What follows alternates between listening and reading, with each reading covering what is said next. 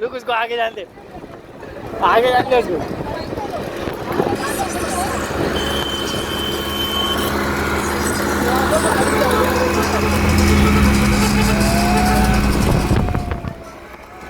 रुक आगे जान दे।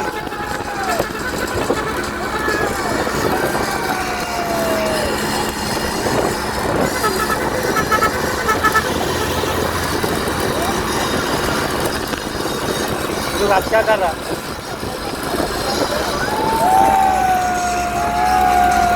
गाड़ी क्या चलती है राकेश?